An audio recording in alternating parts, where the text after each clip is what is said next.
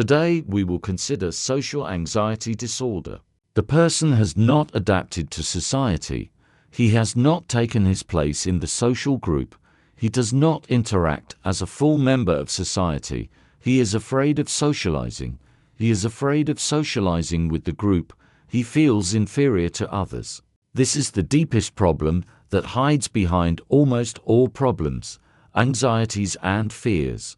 This is unrealization in a person's life and inability to communicate, lack of relationships. It's lack of achievement, fear of public speaking.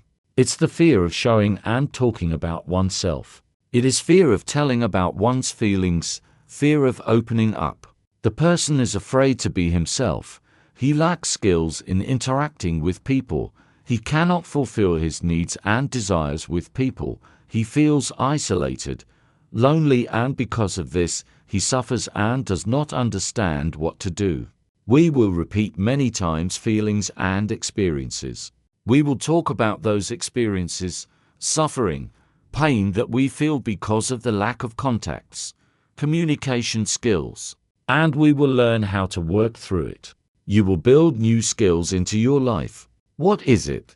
A person is afraid of contact with the world, with other people.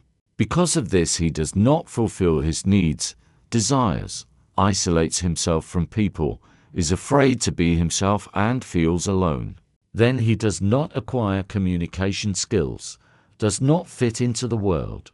He becomes afraid of communication, afraid of contact. He starts to negatively evaluate, humiliate, criticize himself even more.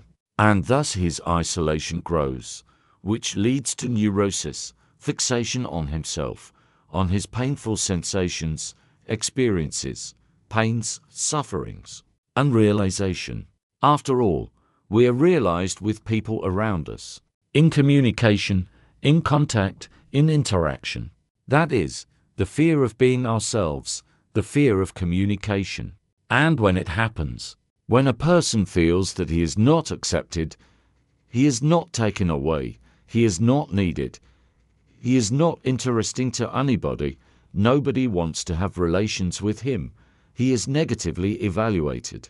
As he perceives himself in his head, he finds this confirmation in communication with other people, paying attention to what is going on around him.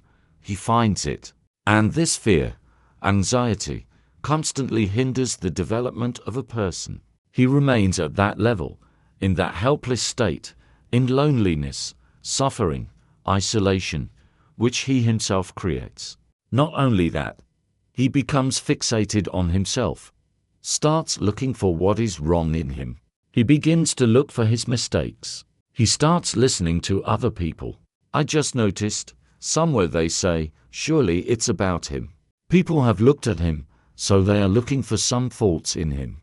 He starts looking for what is wrong in him, what is funny in him, what he has done wrong, how he looks wrong. He's constantly fixated on himself. What is wrong with him? What needs to be changed? What needs to be improved? And distances himself more and more from people. A fixation. That's a little bit of a definition here. A fixation on oneself. A painful fixation on oneself. When a person constantly criticizes himself, devalues himself, isolates himself from other people, humiliates, considers himself worse than others, this is neurosis, which leads to suffering, to depression, to frustration, to disappointment. A person feels worthless, unimportant among people, small among grown-up people, failed, inferior. That is, a person, communicating with other people, even approaching them, he thinks neither about communication nor about other people. He thinks about what? How he looks, how others will perceive him. He's fixated on his own self-esteem. He has inflated expectations of himself, exaggerated self-esteem. He's in conflict living with you. He tries to compare himself to that ideal image he has created of how he should be or how he imagines others want him to be. To that image, he always falls short. That is some image inside that he has created of what he should look like and how he is. And he cannot be himself, because this image he has created of himself as he should be is completely different, and he can't even live up to that image. This is social anxiety disorder. The person has not adapted to society. He has not taken his place in the social group. He does not interact as a full member of society. He is afraid of socializing. He is afraid of socializing with the group. He feels worse than others.